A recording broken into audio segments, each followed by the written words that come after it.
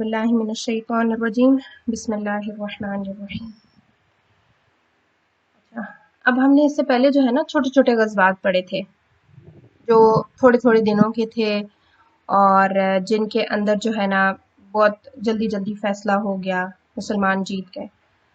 اب کیا ہوا کہ آپ کو یاد ہے نا بنو نذیر ہوا تھا جس میں آپ صلی اللہ علیہ وسلم نے یہودیوں کے ایک گروپ کو جلا وطن کر دیا تھا، جس جگہ وہ رہتے تھے وہاں سے ان کو نکال دیا تھا اور پھر وہ لوگ جا کے خیبر کے اندر بس گئے تھے۔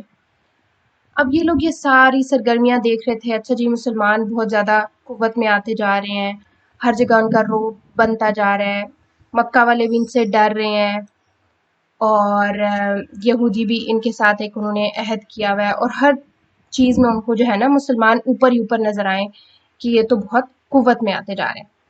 ان کو یہ بات بہت بری لگی۔ اب انہوں نے کیا کیا کہ یہ لوگ پہلے گئے قریش کے پاس اور ان کے 20 جو سردار تھے نا وہ گئے قریش کے پاس اور ان کے پاس جا کے انہوں نے باتیں شاتیں کی کہ دیکھو مسلمانوں کے اگینسٹ ہمیں جنگ لڑنی چاہیے اور ان کو اکسایا جو ان کا کام ہوتا ہے ہمیشہ سے۔ قریش کے ساتھ کرنے کے بعد پھر یہ بنو غطفان کے پاس گئے۔ بنو غطفان کے بعد آہستہ آہستہ اور جتنے قبائل تھے نا ارد گرد رہ رہے تھے مدینہ کے، ان سب کو انہوں نے ون بائی ون ٹریپ کیا اور اس چیز کے اوپر آمادہ کیا کہ ہم ایک بہت بڑا سا لشکر بنائیں گے اور مدینہ کے اوپر حملہ کر دیں گے۔ اچھا اس میں کیا ہوا کہ جو ابو سفیان کا لشکر تھا نا وہ 4000 پیپل لے کے آ رہا تھا، 4000 آلموسٹ لے کے آ رہا تھا، اور جو باقی قبائل تھے نا، باقی جو بنو غطفان اور جو ارد گرد قبائل تھے وہ 6000 پیپل اپنے ساتھ لے کے آ رہے تھے اس جنگ کے لیے۔ تو ٹوٹل جو ہے نا وہ 10,000 لوگ تھے جو مدینہ کے اوپر چڑھائی کرنے کے لیے آ رہے تھے، اور مدینہ کی ٹوٹل آبادی عورتوں اور بچوں کو ملا کے بھی ٹوٹل آبادی جو ہے وہ 10,000 نہیں بنتی تھی۔ اب آپ سوچ لیں کتنا زبردست قسم کی جنگ ہونے جا رہی تھی جس میں مدینہ کی پوری آبادی سے زیادہ لوگ ان سے جھگڑا کرنے آ رہے ہیں، ان سے جنگ کرنے آ رہے ہیں، ان کو شکست دینے آ رہے ہیں۔ اب یہ سارا لشکر جو ہے مدینہ کی طرف آ رہا تھا تو اس کی خبر آپ صلی اللہ علیہ وسلم کو پہنچ گئی کہ ہر طرف سے جو قبائل ہیں وہ اکٹھے ہو کر آپ صلی اللہ علیہ وسلم کو اور مدینہ کے اوپر چڑھائی کرنے کے لیے آ رہے ہیں۔ یہ جب اطلاع آپ صلی اللہ علیہ وسلم کو پتہ چلی تو آپ صلی اللہ علیہ وسلم نے فوراً ایک مجلس شورا بلوائی اور وہاں پر آپ نے مشورہ کیا کہ اب ہمارے اوپر اس طرح کا مشکل ٹائم آ رہا ہے کہ بہت بڑا لشکر آ رہا ہے تو ہمیں کیا کرنا چاہیے۔ تو اس پورے لشکر میں نا ایک شخص تھا حضرت سلیمان رضی اللہ عنہ جو کہ فارس کے رہنے والے تھے، مطلب فارس یعنی آؤٹ آف مدینہ تھے۔ تو انہوں نے کہا کہ جب ہمارے اوپر اس طرح کا کوئی بھی ہمارے فارس کے اندر جب بھی ایسا کوئی بھی پرابلم پیش ہوتا تھا تو ہم کیا کرتے تھے، ہم اپنے نا سٹی کے ارد گرد خندق بنا لیتے تھے۔ خندق کیا ہوتی ہے؟ جیسے بہت چوڑا سا گڑھا کھود لیتے ہیں اور وہ چاروں طرف اس کو نا بنا لیتے ہیں، اتنا بڑا گڑھا ہوتا ہے کہ اس کو پار کرنا بھی مشکل ہوتا ہے، اس کے اندر گر جاؤ تو اس سے نکلنا بھی مشکل ہوتا ہے۔ یعنی وہ اس ٹائپ کا جو ہے نا خندق ہوتی ہے، چاروں طرف وہ ڈگنگ کرتے ہیں زمین کے اندر جس کو آپ جمپ کر کے پار بھی نہیں کر سکتے، جس کے اندر گر جاؤ تو آپ کے لیے واپس نکلنا بھی مشکل ہوتا ہے۔ تو حضرت سلیمان رضی اللہ عنہ نے کہا کہ ہم ایسا کرتے تھے۔ تو آپ صلی اللہ علیہ وسلم کو یہ تجویز بہت اچھی لگی تو آپ صلی اللہ علیہ وسلم نے سوچا کہ ہم بھی یہی کام کرتے ہیں، ٹھیک ہے، کیونکہ اس کام کے لیے نا وہاں کے لوگ بہت ہی ان لوگوں کے لیے بڑی نئی چیز تھی اور نہ ہی وہ لوگ پریپیئرڈ تھے اس کام کے لیے کہ خندق بنا کے بھی اپنے ایریا کی حفاظت کی جا سکتی ہے۔ تو اب خندق کی کھودنے کی تیاری کی گئی بہت ہر آپ صلی اللہ علیہ وسلم نے گروپس بنائے، 10 آدمیوں کے گروپ بنائے، ان کو ایک ایریا دے دیا کہ یہاں آپ لوگوں نے ڈگنگ کرنی ہے۔ اب یہ بہت ہی سخت کام تھا، جو کھودنے کا کام ہوتا ہے یہ بہت ہی محنت والا اور فزیکل ورک ہوتا ہے، تو اس میں بہت مشکلات بھی آئیں۔ بعض دفعہ تو ایسا ہوا کہ ایک پتھر آ گیا جو ٹوٹے ہی نہ، پھر آپ صلی اللہ علیہ وسلم کو بلایا گیا، پھر آپ صلی اللہ علیہ وسلم نے اس کے اوپر ایک ضرب لگائی تو آپ صلی اللہ علیہ وسلم نے کہا کہ مجھے اللہ تعالیٰ نے شام کی کنجیاں دی ہیں، ایک کنٹری کا نیم ہے شام، کہ اس کی فتح کی خوشخبری دی ہے.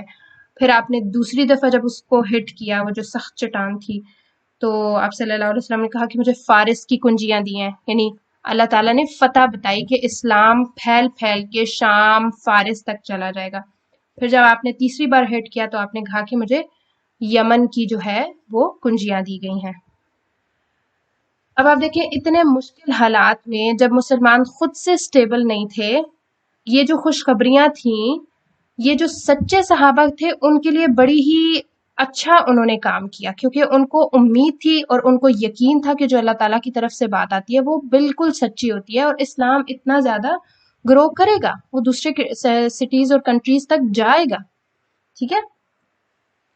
اب یہاں پر جیسے خندق کی کھدائی ہو رہی تھی تو یہ بہت ہی سخت محنت والا کام تھا اور مسلمانوں کے پاس کھانے پینے کی اشیاء بھی کم ہو رہی تھی. ٹھیک ہے.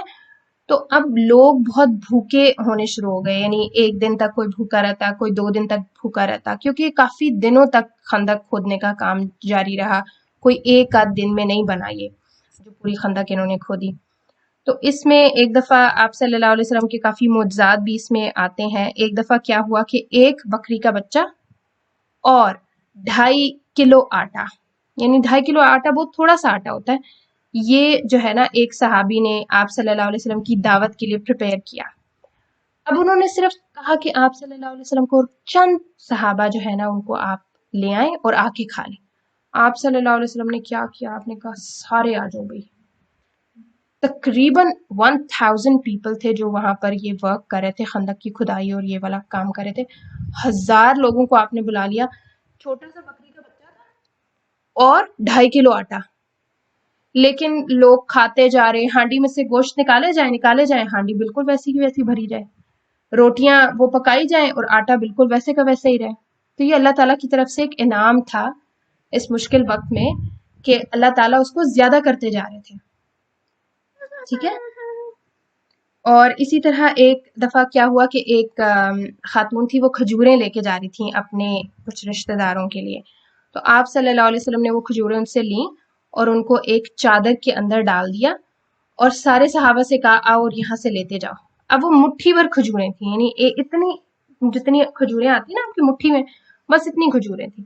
وہ آئے، لوگ لیتے جائیں وہاں سے، کھاتے جائیں اور وہ بڑھتی جائیں انکریز ہوئے جا رہی تھی. لوگ اس میں سے اٹھا رہے تھے، جیسے جیسے وہ اور انکریز ہو رہی تھی.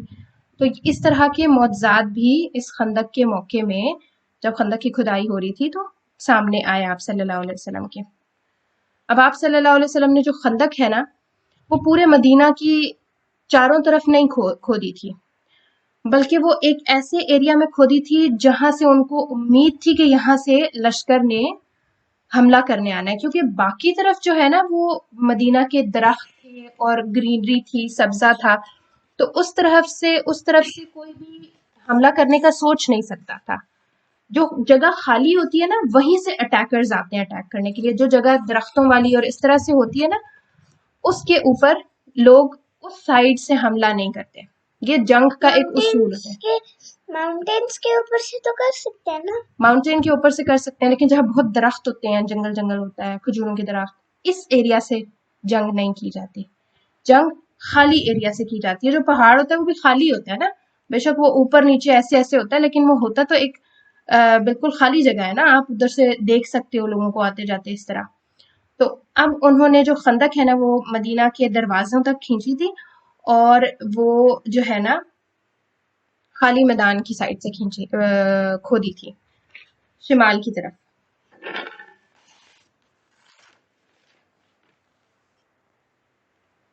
اب یہ تمام لوگ جب مدینہ کی طرف پہنچے اور انہوں نے، کیونکہ وہ 10,000 کی تعداد تھے، وہ مسلمانوں سے بہت زیادہ تھے، تو اب جو جنگ کرنے والے صحابہ تھے نا وہ خندق کے پاس تھے، اور جو باقی خواتین اور بچے تھے نا ان کو آپ صلی اللہ علیہ وسلم نے ایک قلعے کے اندر بند کر دیا تھا اور ان کی گارڈ، ان کے لیے ایز اے گارڈ ایک صحابی تھے حسان ابن ثابت رضی اللہ عنہ، ان کو تعینات کیا تھا کہ آپ ان کے ساتھ رہیں.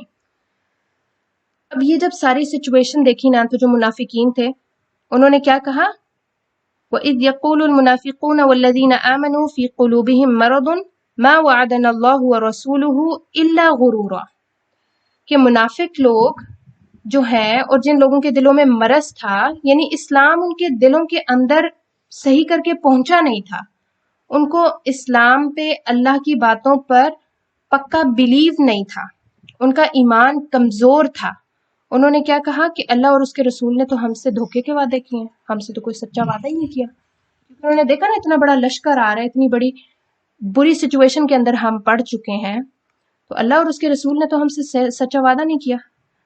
اب آپ دیکھ لیں انسان اللہ تعالیٰ کے بارے میں ایسے گمان تب کرتا ہے جب انسان کے ایمان کمزور ہوتا ہے، ٹھیک ہے، جب ہمارے اندر ایمان پکا ہو نا تو پھر انسان جو ہے وہ اس طرح کی باتیں نہیں کرتا۔ آپ کو یاد ہے نا حضرت موسیٰ علیہ السلام نے جب اللہ تعالیٰ نے ان کو کہا تھا کہ تم بنی اسرائیل کو لے کے اپنے ساتھ نکل جاؤ فرعون کے ایریا سے، تو وہ نکل گئے، اب وہ آدھی رات کو نکلے تھے، کیا ہوا کہ فرعون کو پتا چلا تو فرعون بھی تیار ہو پڑا اور اپنے سارے لشکر، اونٹ، گھوڑے، ایوری تھنگ لے کے نکل پڑا، اس نے کہا میں تو بنی اسرائیل کو نہیں چھوڑوں گا۔ اب آگے سمندر تھا، سمندر کے ایج پہ حضرت موسیٰ اور ان کے بنی اسرائیل والے سارے لوگ تھے، اور پیچھے سے وہ دیکھ رہے تھے کہ فرعون آ رہا ہے، اور اس ٹائم پہ بنی اسرائیل والے بھی پریشان ہو گئے کہ اب کیا ہوگا، لیکن حضرت موسیٰ پریشان نہیں ہوئے، کیوں؟ کیونکہ انہیں پتا تھا کہ اللہ تعالیٰ ایک پانی کا پتہ نہیں کیا کھولیں گے۔ نہیں، ان کو یہ پہلے نہیں پتا تھا، ان کو یہ یقین تھا کہ میرا رب میرے ساتھ ہے، وہ مجھے اکیلا نہیں چھوڑے گا، میں نے اس کی بات مان کے یہ کام شروع کیا ہے تو وہ اب مجھے اکیلا نہیں چھوڑے گا۔ تو اللہ تعالیٰ نے انہیں کہا کہ جو تمہیں میں نے عصا دیا ہے، کیونکہ دو ان کو چیزیں دی تھی نا، معجزے تھے ان کے پاس، جب وہ ہاتھ اپنا بغل میں ڈالتے تھے تو وہ روشن ہو کے نکلتا تھا، لائٹ ہوتی تھی اس کے اندر، اور ان کے پاس ایک سٹک تھی، عصا، جو سانپ بن جاتی تھی۔ ہاں سانپ بن جاتی تھی، تو وہ عصا جب انہوں نے پانی میں مارا تو وہ ایک پہاڑ بن گئے دو پانی کے، اور بیچ میں سے وے بن گیا ان لوگوں کے لیے۔ تو اور یہ جیسے ہی فرعون آیا تب پانی دوبارہ سے جوائن ہو گیا اور فرعون غرق ہو گیا۔ ڈوبتے میں۔ اب یہ ساری چیزیں پہلے تو انسان کو نہیں پتا ہوتی نا، یہ تو بعد میں اللہ تعالیٰ کی پلاننگ ہوتی ہے۔ تو بالکل سیم کیس جو ہے وہ منافقین کا تھا کہ ان کے دل اللہ تعالیٰ کی طرف پختہ نہیں تھے، تقدیر کے اوپر ان کا ایمان کمزور تھا، اسی لیے انہوں نے فوراً کہہ دیا کہ اللہ اور اس کے رسول نے ہم سے دھوکے کا وعدہ کیا۔ اب قریش نے جب دیکھا تو وہ تو بڑے پریشان ہو گئے، یہ خندق ہے، ہم اس کو کیسے پار کریں؟ اب جب وہ آتے خندق کو پار کرنے کی کوشش کرتے، وہ پار نہیں کر سکتے تھے، ہاں کیونکہ وہ اس میں جمپ لگانا آسان نہیں تھا، محاصرہ کرنے کے ارادے سے وہ آئے ہی کوئی نہیں تھے، ٹھیک ہے، کیونکہ وہ تو حملہ کرنے کے ارادے سے آئے تھے، تو محاصرہ کرنا اور اس چیز کے ارادے سے تو وہ آئے ہی نہیں تھے۔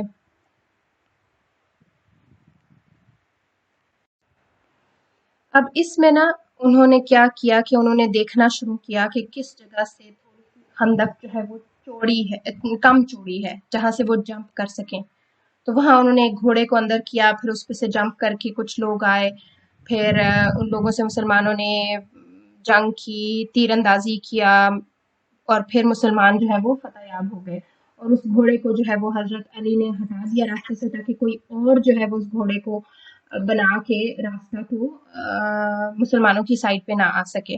اسی طرح سے وہ لوگ بھی دن رات دیکھتے رہتے تھے کہ ہم کہاں سے مسلمانوں کو نقصان پہنچا سکتے ہیں، مسلمان بھی تو بچے نہیں نکلے باہر تاکہ وہ بھی تھوڑی کھیلی تالی کر لے ادھر؟ نہیں بیٹا، بچوں کو جنگ کے ایریا سے بالکل سائڈ پہ رکھا۔ نہیں، پہلے جب وہ بنا رہے تھے کسی کے ڈیڈی بھی ہوں گے نا، تو وہ اندر بھی گھس جاتے تھے قبیلے کے؟ نہیں بیٹا، بچے تو خندق کے کھودنے کے کام میں نہیں تھے نا، بچے تو اپنے گھروں میں ہوتے تھے، لیکن جب پھر جنگ کا ٹائم آیا تو پھر ان کو ایک قلعے کے اندر بند کر دیا، اور ہاں پورا ایک دن ٹی وی کے بغیر۔ ٹی وی تو اس ٹائم ہوتا ہی نہیں تھا نا۔ اچھا پھر کیا جی کہ آپ صلی اللہ علیہ وسلم، دیکھیں نا میں کیا کہہ رہی تھی نکال دیے۔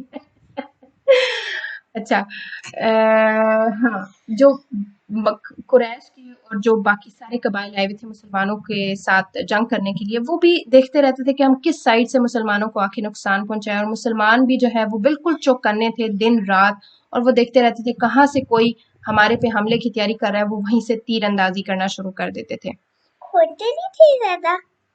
نہیں، خندق تو خود گئی تھی، خندق کے اندر اب کوئی نہیں جا رہا تھا. خندق کا جو کام تھا نا وہ تو خالی مدینہ کو پروٹیکشن دینے کا کام تھا تاکہ اس کے اندر کوئی آ کے، کیونکہ اگر وہ خندق نہ کھودتے تو وہ سارے لوگ حملہ کر دیتے اور پھر مسلمانوں کے پاس جو ہے وہ جنگ تو مسلمان کرتے لیکن پھر بہت مشکل سچویشن ہو جاتی. لیکن بہرحال اب یہ چیز بالکل سچویشن بنی ہوئی تھی. اب اس میں مسلمان جو ہے وہ کافی ابھی بھی پاور میں تھے. اب اس میں جو بنو نذیر تھا نا، اس نے کیا کیا، اس نے جا کے بنو قریظہ سے بات کی جو کہ یہودیوں کا ایک اور قبیلہ ہے، اور ان سے جا کے کہا کہ بھائی میں جو ہے تم لوگ بھی بدعہدی کرو اور مکہ والوں کے ساتھ مل کے تم نبی صلی اللہ علیہ وسلم کے خلاف جنگ کرو. اب بنو قریظہ والے پہلے مانے نا، پھر اس کے بعد وہ مان گئے. اچھا، ان کے ماننے کے بعد کیا ہوا کہ وہ جس وے سے آ سکتے تھے نا، وہاں خندق نہیں تھی، کیونکہ خندق آپ کو پتا نا مدینہ کے چاروں طرف نہیں تھی، شمال کی طرف خندق کھودی گئی تھی. ٹھیک ہے، اب وہاں سے جو خواتین اور بچے تھے وہ بڑے انسیکیور ہو گئے. ٹھیک ہے، بنو قریظہ کے لوگ جو ہیں وہ بڑے آرام سے وہاں آ سکتے تھے. اور ایک یہودی آیا بھی قلعے کے ارد گرد آ کے جناب جی چکر لگائے، اور وہاں پر نا آپ صلی اللہ علیہ وسلم کی پھپھو تھیں، صفیہ نام تھا ان کا، صفیہ ابن پھپھو تھیں. ان کی پھپھو نے کہا کہ یہ جو یہودی ادھر گھوم پھر رہا ہے نا، اس کے ارادے مجھے کچھ اچھے نہیں لگتے. حضرت حسان جو کہ میل تھے ان کو کہا صحابی کو کہ آپ جائیں اور جا کے اس سے جو ہے نا جنگ کریں. حضرت حسان جو ہے نا وہ جنگ نہیں کرتے تھے. ان کے اندر کوئی ہوتا ہے نا انسان جس کے اندر اتنی ہمت بہادری نہیں ہوتی کہ وہ جا کے فائٹ کر سکے، تو وہ اس ٹائپ کی نیچر کے انسان جیسے میں. ہاں، تو انہوں نے کہا کہ دیکھو بھائی صفیہ، میں تو نہیں جا کے اس طرح سے لڑائی کر سکتا، تمہیں پتہ ہے میں اس طرح کا اس ٹائپ کی نیچر کا بندہ نہیں ہوں. حضرت صفیہ نے کہا چلو ٹھیک ہے. پھر انہوں نے جناب تیار ہوئے اور باہر نکل گئے اور جا کے اس کو لکڑی کے ڈنڈے سے اتنا مارا اس یہودی کو کہ اس کو مار ہی دیا اور واپس قلعے کے اندر آ گئی. اب جب یہودیوں نے دیکھا نا کہ ہمارا ایک بندہ گیا تھا اور وہ مر گیا ہے، تو انہوں نے کہا کہ یہ ضرور جو ہے نا نبی صلی اللہ علیہ وسلم نے اس قلعے کے اندر بھی کوئی ایک لشکر رکھا ہوا ہے، ایک گروپ آف صحابہ کا تعینات کیا ہوا ہے کہ وہ اس کی حفاظت کریں. حالانکہ وہاں پر کوئی بھی نہیں تھا، تمام کے تمام صحابہ جو ہیں وہ جنگ کر رہے تھے. تو اس سے جو ہے نا اندر والے جو قلعے کے اندر کے لوگ تھے انہوں نے بھی حضرت صفیہ کو بڑا ظاہر ہے روب دبدبا بیٹھ کے ایک بندے کو مار آئی ہیں ڈیفینس میں. تو بہرحال اب یہ سچویشن بن گئی. اب آپ صلی اللہ علیہ وسلم کو پتہ چل گیا کہ جو بنو قریظہ کے لوگ ہیں انہوں نے بدعہدی کر دی ہے.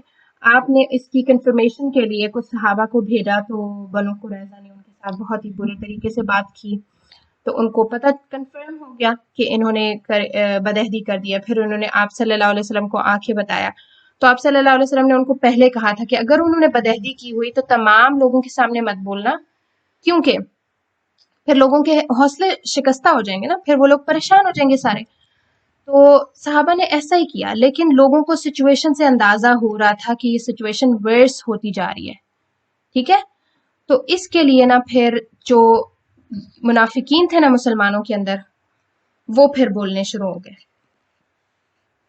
ٹھیک ہے، منافقین کہتے ہیں کہ اللہ اور اس کے رسول نے ہمارے سے دھوکے کا وعدہ کیا ہے، اور وہ آپ صلی اللہ علیہ وسلم سے اجازت مانگنے لگ گئے. دیکھو بھئی ہمارے بیوی بچے گھر میں اکیلے ہیں اور ان کے اوپر کسی بھی وقت یہودی بھی حملہ کر سکتے ہیں، تو ہم جو ہے وہ وہاں جا رہے ہیں. اور پھر کہتے ہیں کہ یہ تو ہمیں کہتے ہیں کہ تم لوگوں کو شام کی چابیاں دے دیں گے، جی یمن کی چابیاں دے دیں گے، اور یہاں پہ تو ہم گھر سے باہر جاتے ہیں رفع حاجت کے لیے، کیونکہ ٹوائلٹس تو نہیں ہوتے تھے، تو وہ ٹوائلٹس کے لیے ایک کھلے میدان میں جایا کرتے تھے. کہتے ہیں ہم کھلے میدان میں اپنی رفع حاجت کے لیے جاتے ہیں تو ہمیں وہاں پہ بھی اپنی جان کا خطرہ ہوتا ہے. تو مطلب منافقین اندر سے مسلمانوں کے اندر ایک پھوٹ ڈالنے والا ماحول کریٹ کر رہے تھے، اور مسلمان بھی ظاہر ہے اس سچویشن میں ڈرے ہوئے تھے. جیسے اللہ تعالیٰ بھی اس چیز کو کہتے ہیں کہ وَإِذْ زَاغَتِ الْأَبْصَارُ وَبَلَغَتِ الْقُلُوبُ الْحَنَاجِرَ وَتَظُنُّونَ بِاللَّهِ الظُّنُونَ، کہ جب تمہاری آنکھیں پھٹی کی پھٹی رہ گی، ایسے ہوتی نا آنکھیں پھٹی کی پھٹی رہ گی، اور دل تم لوگوں کے منہ کو آ گئے ہیں دل منہ کے پاس آ جاتا ہے. ہاں جیسے وہ ایک محاورتاً بات کی جاتی ہے نا، جب بہت گھبراہٹ ہوتی ہے تو کہتے ہیں نا ہم دل منہ کو آ گئے ہمارے، اس طرح سے. اور بہت ہی وسوسے آتے ہیں، عجیب عجیب سے خیالات آتے ہیں ایسی سچویشن میں. اور ہنالک ابتلی المؤمنون وزلزلوا زلزالا شدیدا، تو اللہ تعالیٰ کہتے ہیں کہ یہاں اس سچویشن میں مومنوں کو بہت ہی زبردست قسم کا ہلایا گیا، یعنی ان کے اوپر ایک آزمائش کا ٹائم تھا. اچھا، اس کے بعد کیا ہوا کہ آپ صلی اللہ علیہ وسلم نے جب یہ ساری سچویشن دیکھی تو آپ صلی اللہ علیہ وسلم ایک جگہ کے اوپر نا چادر لے کے لیٹ گئے. چادر لے کے لیٹ گئے؟ کیوں؟ جب آپ صلی اللہ علیہ وسلم کو ایسے دیکھا نا تو صحابہ بھی تشویش میں آ گئے کہ یہ کیا ہو گیا. پھر آپ صلی اللہ علیہ وسلم نے چادر اٹھائی اور آپ نے تمام صحابہ سے کہا جی فتح کی خوشخبری اللہ تعالیٰ کی طرف سے. ٹھیک. حضرت نعیم رضی اللہ عنہ جو ہیں وہ اس موقع کے اوپر یعنی جنگ کے درمیان ہی وہ اسلام لے آئے.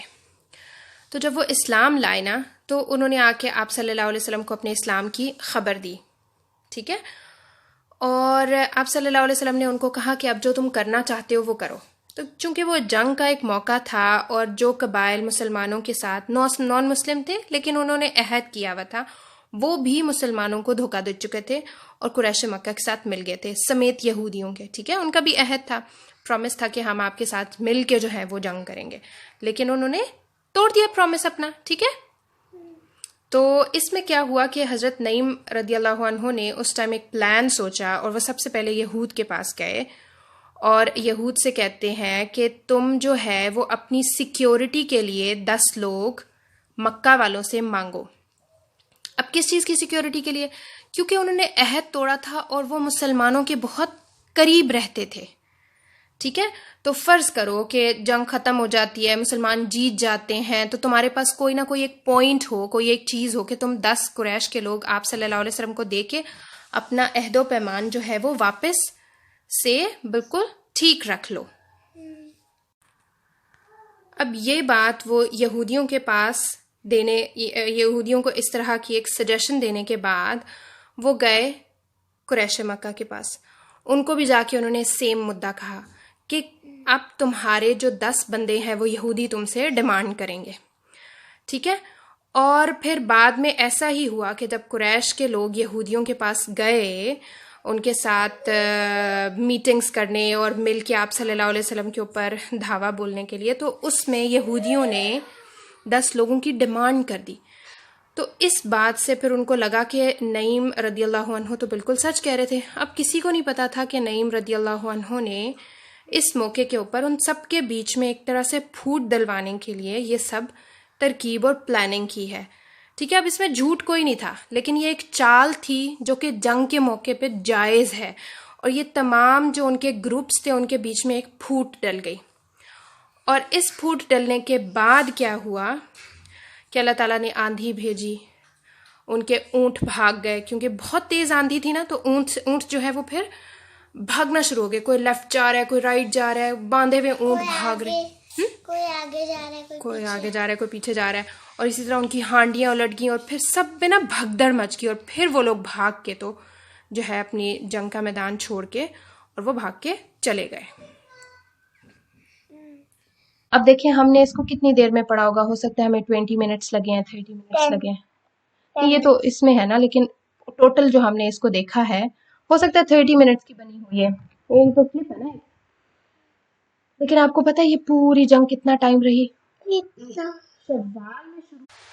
اچھا، جو غزوہ خندق تھا نا یہ تقریباً 1 سے 1.5 مہینے تک چلتا رہا تھا، یعنی اس کا ٹائم پیریڈ بہت زیادہ تھا. اور کیا ہوا کہ اس غزوے کے اندر آپ صلی اللہ علیہ وسلم کی نا کافی ساری نمازیں بھی قضا ہوئیں. کسی دن عصر تو ان نے بعد میں جو ہے ان کو جو ہے بدعا بھی دی تھی. ہاں، ان کی بہت ساری نمازیں قضا ہوئیں. کسی دن عصر قضا ہو جاتی تھی، کسی دن مغرب قضا ہو جاتی تھی. تو اس کے بعد پھر آپ صلی اللہ علیہ وسلم کی جس دن عصر قضا ہوئی نا اس دن آپ صلی اللہ علیہ وسلم نے بدعا دی کہ اللہ تعالیٰ ان لوگوں کے گھروں کو اور ان کی قبروں کو آگ سے بھر دے جنہوں نے جو ہے ہماری نماز وسطیٰ سے ہمیں غافل کر دیا، کیونکہ سچویشن اس ٹائم اس طرح کی ہوتی تھی کہ آپ صلی اللہ علیہ وسلم اس سچویشن کو چھوڑ کے اور صحابہ اس سچویشن کو چھوڑ کے اگر نماز پڑھنے جاتے تو مسلمانوں کے لیے ایک بہت خطرے کا باعث ہوتا تھا، کیونکہ تمام نمازیں نہیں چھوڑی تھی، صرف وہ نمازیں چھٹتی تھیں جن میں کارروائی ہو رہی ہوتی تھی کفار کی طرف سے اور جوابی حملے مسلمانوں نے کرنے ہوتے تھے، تو کوئی نماز جو ہے نا قضا ہوتی تھی۔ تھے قبیلے ان کے جو ہاں وہ قریش کے جو سارے قریش وہ نہیں نماز پڑھتے تھے، وہ تو بیٹا سارے نان مسلمز ہیں نا، اچھا ہاں وہ سب نان مسلمز ہیں۔ مجھے لگا مسلم میں بس ہے کہ ان کی لڑائی ہو رہی ہے۔ نہیں، یہ مسلمز کی لڑائی نہیں ہے، کفار اور باقی جو قبائل ہیں وہ تمام نان مسلمز ہیں، اور نبی صلی اللہ علیہ وسلم اور ان کے جو ساتھی ہیں وہ سارے کے سارے مسلمان ہیں۔ اوہ تو وہ نان مسلم ہے۔ وہ نان مسلمز ہیں۔